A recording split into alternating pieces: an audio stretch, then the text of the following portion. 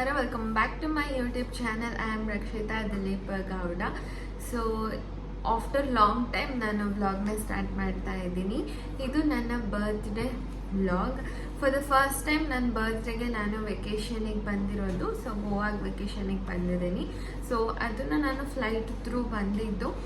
First time ನಾನು ಫ್ಲೈಟಲ್ಲಿ ಬರ್ತಿರೋದು. So ಹಾಗಾಗಿ ಅದನ್ನು ಶೂಟ್ ಮಾಡಿ ನಿಮ್ಮ ಜೊತೆ ನನ್ನ ಎಕ್ಸ್ಪೀರಿಯೆನ್ಸ್ ಶೇರ್ ಮಾಡ್ಕೊಳ್ಬೇಕು ಅಂತ ಅಂದ್ಕೊಂಡೆ. ಬಟ್ ಅನ್ಫಾರ್ಚುನೇಟ್ಲಿ ನಾವು ಮನೆಯಿಂದ ಹೊರಟಿದ್ದು ತುಂಬಾ ಲೇಟ್ ಆಯಿತು. ಸೊ ನಾನು ನನ್ನ ಹಸ್ಬೆಂಡ್ ಇಬ್ಬರು ತುಂಬಾ ಹರಿಯಲ್ಲಿದ್ವಿ. ಸೊ ಫಸ್ಟ್ ಟೈಮ್ ಆಗಿದ್ದರಿಂದ ಸ್ವಲ್ಪ ಕನ್ಫ್ಯೂಷನ್ಸ್ ಎಲ್ಲ ಆಯಿತು. ಸೊ ಹೋಗಿ ಸೆಕ್ಯೂರಿಟಿ ಚೆಕ್ ಇತ್ತು, ಚೆಕ್ ಇನ್ಸ್ ಎಲ್ಲ ಮಾಡಿಕೊಂಡು ಸೊ ನಾವು ಹೋಗೋಷ್ಟರಲ್ಲೇ 5 to 10 minutes ಅಷ್ಟೇ ನಮಗೆ ಟೈಮ್ ಇದ್ದಿದ್ದು. ಸೊ ಆ ಗ್ಯಾಪಲ್ಲಿ ವ್ಲಾಗ್ನ ನಂಗೆ ಸ್ಟಾರ್ಟ್ ಮಾಡೋಕ್ಕಾಗಲಿಲ್ಲ. ಸೊ ಆ್ಯಂಡ್ ಗೋವಾ ಏರ್ಪೋರ್ಟಿಗೆ ಬಂದಮೇಲೆ ನಂಗೆ ವ್ಲಾಗ್ ಸ್ಟಾರ್ಟ್ ಮಾಡೋಕ್ಕಾಗಲಿಲ್ಲ. ಸೊ ಇವಾಗ ವ್ಲಾಗ್ ಸ್ಟಾರ್ಟ್ ಮಾಡ್ತಾ ಇದ್ದೀನಿ. ಸೊ ಆ್ಯಕ್ಚುಲಿ ನನ್ನ ಬರ್ತ್ಡೇ ಇವತ್ತಲ್ಲ, ಸೊ ನಾಳೆ ಇರೋದು. ಸೊ ಲೆಟ್ ಸಿ ಹೇಗಿರುತ್ತೆ ನನ್ನ ಬರ್ತ್ಡೇ ಅಂತ ಹೇಳಿ. ಆ್ಯಂಡ್ ನಾನಿನ್ನು 3 days ಗೋವಾಲ್ಲೇ ಸ್ಟೇ ಮಾಡ್ತಾ ಇದ್ದೀನಿ. ಸೊ ಗೋವಾಲ್ ನನ್ನ ಎಕ್ಸ್ಪೀರಿಯೆನ್ಸ್ ಹೇಗಿರುತ್ತೆ, ಸೊ ಏನು ಅಂತ ಹೇಳಿ ಅದನ್ನು ಶೂಟ್ ಮಾಡಿ ನಾನು ನಿಮ್ಮ ಜೊತೆ ಶೇರ್ ಮಾಡ್ಕೊಳ್ತೀನಿ.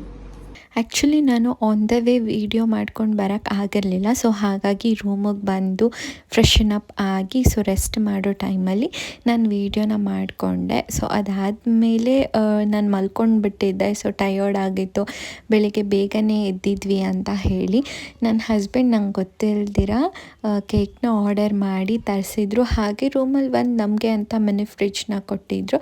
ಅಲ್ಲಿ ಇವರು ಇಟ್ಟಿದ್ದರು. 12 o'clock ಆದ ತಕ್ಷಣವೇ ಸೊ ಕೇಕ್ನ ತೊಗೊಂಡು ಬಂದು ಇಲ್ಲಿ ಕಟ್ ಮಾಡಿಸ್ತಾ ಇದ್ದಾರೆ. ನನ್ನ ಬರ್ಡೇನ ಫಸ್ಟ್ ಟೈಮ್ ಮಿಡ್ ನೈಟಲ್ಲಿ ಸೆಲೆಬ್ರೇಟ್ ಮಾಡ್ತಿರೋದು. ಸೊ ಲಾಸ್ಟ್ ಇಯರ್ ಸೆಲೆಬ್ರೇಟ್ ಮಾಡಿದ್ವಿ, ಬಟ್ ಮಿಡ್ ನೈಟ್ ಮಾಡಿರಲಿಲ್ಲ. So first time mid night celebrate ಮಾಡ್ತಾ ಇರೋದು. ನಾನು ಆ್ಯಕ್ಚುಲಿ ಅಂದ್ಕೊಂಡಿದ್ದೆ ಕಂಪ್ಲೀಟ್ ವಿಡಿಯೋ ಮಾಡೋಣ ಮನೆಯಿಂದ ಹೊರಟಿ ಗೋವಾಗೆ ರೀಚ್ ಆಗೋವರೆಗೂ ಅಂತ. ಬಟ್ ಅನ್ಫಾರ್ಚುನೇಟ್ಲಿ ನಮಗೆ ಮಾಡೋದಕ್ಕೆ ಟೈಮು ಇರಲಿಲ್ಲ, ಹಾಗೆ ಪೇಷನ್ಸು ಇರಲಿಲ್ಲ.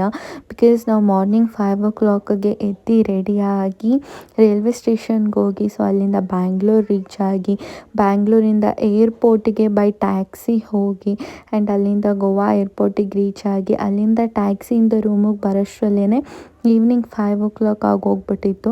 ಸೊ 12 hours ಜರ್ನಿ ಆಗೋಯಿತು ನಮ್ಮದು. ನಾವು ರೂಮಿಗೆ ರೀಚ್ ಆದಮೇಲೂ ಸಹ ನಾವೆಲ್ಲೂ ಹೋಗೋದಕ್ಕೆ ಹೋಗಲಿಲ್ಲ.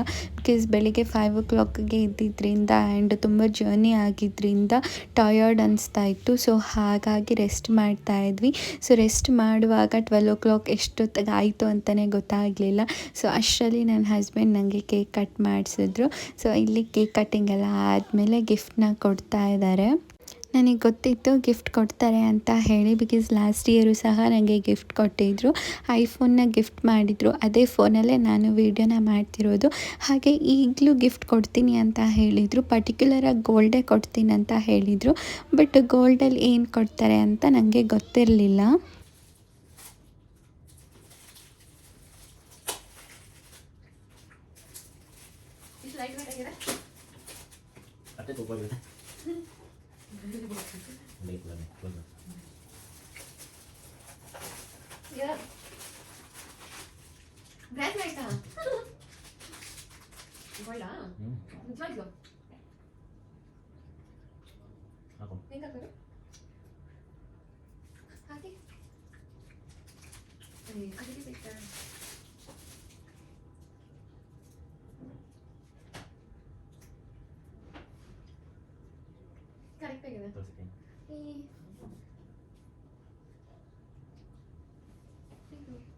Hi, welcome back again. So ನಿನ್ನೆ yesterday so midnight celebration ಆದಮೇಲೆ ನಾನು ಈಗಲೇ ವ್ಲಾಗ್ನ ಸ್ಟಾರ್ಟ್ ಮಾಡ್ತಾ ಇರೋದು. ಇವಾಗ ಟೈಮ್ ಬಂದು 4 o'clock ಆಗಿದೆ. ಇವಾಗ ರೂಮಿಂದ ಹೊರಡ್ತಾ ಇದ್ದೀವಿ.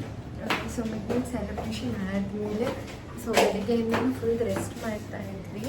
ಸೊ ಎಲ್ಲೂ ಹೋಗಬೇಕು ಅನಿಸ್ತಿಲ್ಲ. ಆ್ಯಂಡ್ ವೆದರ್ ಕೂಡ ತುಂಬಾ ರೇನಿ ಆಗಿತ್ತು. ಸೊ ಇವಾಗ ಬೀಚ್ ಹತ್ರ ಹೋಗ್ತಿದ್ದೀವಿ. ಸೊ ಇಲ್ಲಿಂದ ಒಂದು 40 meter ಆಗುತ್ತೆ ಅಷ್ಟೇ ಬೀಚ್. ಸೊ ಅಲ್ಲೋಗಿ ವೀಡಿಯೋನ ಕಂಟಿನ್ಯೂ ಮಾಡ್ತೀನಿ. ಮಿಡ್ ನೈಟ್ ಸೆಲೆಬ್ರೇಷನ್ ಆದಮೇಲೆ ನಾನು ವ್ಲಾಗ್ನ ಕಂಟಿನ್ಯೂ ಮಾಡೋಕ್ಕಾಗಲಿಲ್ಲ. ಆ್ಯಂಡ್ ಸ್ವಲ್ಪ ಲೇಟ್ ಆಗಿದ್ದರಿಂದ ಸೊ ಹಾಗೇ ಮಲ್ಕೊಂಡ್ಬಿಟ್ವಿ. ಆ್ಯಂಡ್ ನೆಕ್ಸ್ಟ್ ಡೇ ಮಾರ್ನಿಂಗ್ ಎದ್ದಿದ್ದು ತುಂಬಾ ಲೇಟ್ ಆಗಿತ್ತು. ಮಾರ್ನಿಂಗ್ ಟು ಈವ್ನಿಂಗ್ ನಾವು ರೂಮಲ್ಲೇ ಇದ್ವಿ, ಎಲ್ಲೂ ಹೋಗಲಿಲ್ಲ, ಏನಿಲ್ಲ. ಬಿಕಾಸ್ ವೆದರ್ ಕೂಡ ಹಾಗೆ ಇತ್ತು, ಸಿಕ್ಕಾಪಟ್ಟೆ ಮಳೆ. ಆ್ಯಕ್ಚುಲಿ ನಾವೇನಕ್ಕಾದರೂ ಹೋದ್ವಿ ಅಂತ ಅಂದ್ಕೊಂಡ್ವಿ, ಬಿಕಾಸ್ ಅಷ್ಟು ಮಳೆ ಇತ್ತು. ನಾವೆಲ್ಲೂ ಹೋಗೋದಕ್ಕಾಗಲಿಲ್ಲ, ಒಂದು ಪ್ಲೇಸಸ್ಗೂ ಸಹ ವಿಸಿಟ್ ಮಾಡೋಕ್ಕಾಗಲಿಲ್ಲ, ಅಷ್ಟು ಮಳೆ ಇತ್ತು. ನಾನು ಸ್ಟಾರ್ಟಿಂಗಲ್ಲಿ ಹೇಳಿರೋ ಹಾಗೆ ನಾವು ಗೋವಾ ಅಲ್ಲಿ 3 nights 4 days ಸ್ಟೇ ಮಾಡಿದ್ವಿ. ಬಟ್ ನಾವು ಯಾವ ಪ್ಲೇಸಸ್ಗೂ ವಿಸಿಟ್ಟೇ ಮಾಡಲಿಲ್ಲ. ಇದು ಒಂದು ಬೀಚ್, ಬಾಗಾ ಬೀಚ್ ಒಂದೇ ವಿಸಿಟ್ ಮಾಡಿದ್ದು. ಹಾಗೆ ನಾವು ಬೀಚ್ ನಿಯರ್ 1 day ಮಾತ್ರ ರೂಮ್ ಮಾಡ್ಕೊಂಡಿದ್ವಿ. ಇನ್ನು 2 days ನಾವು ಬೇರೆ ರೂಮ್ಗೆ ಶಿಫ್ಟ್ ಆಗಬೇಕಿತ್ತು. ಆ ರೂಮಲ್ಲಂತೂ ವೀಡಿಯೋನ ಮಾಡೋಕ್ಕೆ ಆಗಲಿಲ್ಲ. ಜಸ್ಟ್ ವ್ಲಾಗ್ಸ್ ಮಾಡಿದ್ರೆ ರೂಮಲ್ಲಿ ಮಾಡಬೇಕು, ನಾವು ಹೊರಗಡೆ ಅಂತೂ ಹೋಗ್ತಿರ್ಲಿಲ್ಲ, ಅಷ್ಟೇ ಮಳೆ ಇತ್ತು. ಸೊ ನನ್ನ ಪ್ರಕಾರ ಗೋವಾ ಜುಲೈಯಲ್ಲಿ ಹೋಗೋದು ತುಂಬಾ ವೇಸ್ಟ್ ಅಂತ ಅನಿಸುತ್ತೆ. ನನಗೇನು ಎಂಜಾಯ್ ಮಾಡೋದಕ್ಕೆ ಆಗಲಿಲ್ಲ. ಬಟ್ ಏನಂದರೆ ನನ್ನ ಬರ್ಡೇ ಗೋವಾಗೆ ಹೋಗಿದ್ವಿ ಅನ್ನೋದೊಂದು ನನಗೆ ಮೆಮೊರಿ ಅಷ್ಟೇ. ಬಟ್ ಎಲ್ಲೋದ್ರೂ ನಮಗೆ ಕ್ರೌಡ್ ಇರುತ್ತೆ, ಬಟ್ ಏನೂ ಎಂಜಾಯ್ ಮಾಡೋದಕ್ಕಾಗಲ್ಲ, ಒಂದು ಪ್ಲೇಸಸ್ ವಿಸಿಟ್ ಮಾಡೋದಕ್ಕಾಗಲ್ಲ, ಸಿಕ್ಕಾಪಟ್ಟೆ ಮಳೆ ಇರುತ್ತೆ. ನಾನು ತುಂಬ ಟ್ರೈ ಮಾಡಿದೆ ಗೋವಾ ಡೈರೀಸ್ನ ನಾನು ರೆಕಾರ್ಡ್ ಮಾಡಬೇಕು, ನಿಮ್ಮ ಜೊತೆ ಶೇರ್ ಮಾಡ್ಕೋಬೇಕು ಅಂತ. ಬಟ್ ಹೊರಗಡೆ ಹೋಗ್ತಿದ್ರೇ ಸಾಕು ಮಳೆ ಬರ್ತಾಯಿತ್ತು, ಹಾಗಾಗಿ ನಾನು ಕಂಪ್ಲೀಟ್ ವೀಡಿಯೋನ ಮಾಡೋಕ್ಕಾಗಲಿಲ್ಲ. ನೆಕ್ಸ್ಟ್ ಟೈಮ್ ಹೋದಾಗ ಡೆಫಿನೆಟ್ಲಿ ನಾನು ಎಲ್ಲನೂ ರೆಕಾರ್ಡ್ ಮಾಡಿ ನಾನು ನಿಮ್ಮ ಜೊತೆ ಶೇರ್ ಮಾಡ್ಕೋತೀನಿ. ಆಲ್ರೆಡಿ ಇಟ್ಸ್ ಬೀನ್ 1 month ನನ್ನ ಬರ್ಡೇ ಆಗಿ. ಸ್ವಲ್ಪ ಡಿಲೇ ಆಯಿತು ಈ ವಿಡಿಯೋ, ಬಿಕಾಸ್ ಓಲ್ಡ್ ವೀಡಿಯೋಸ್ ಇದ್ದಿದ್ದರಿಂದ ಅದನ್ನು ಎಡಿಟ್ ಮಾಡಿ ಅಪ್ಲೋಡ್ ಮಾಡ್ತಾಯಿದ್ದೆ. ಸೊ ಇನ್ಮೇಲೆ ಆನ್ ಟೈಮ್ ಎಲ್ಲ ವೀಡಿಯೋಸ್ನೂ ಹಾಕ್ತಾಯಿರ್ತೀನಿ. ನಿಮಗೆ ಈ ನನ್ನ ಬರ್ಡೇ ವ್ಲಾಗ್ ಇಷ್ಟ ಆಗಿದರೆ do like, share, comment and subscribe. ಮುಂದಿನ ವೀಡಿಯೋಗೋಸ್ಕರ ವೆಯ್ಟ್ ಮಾಡ್ತಾಯಿರಿ. Thanks for watching.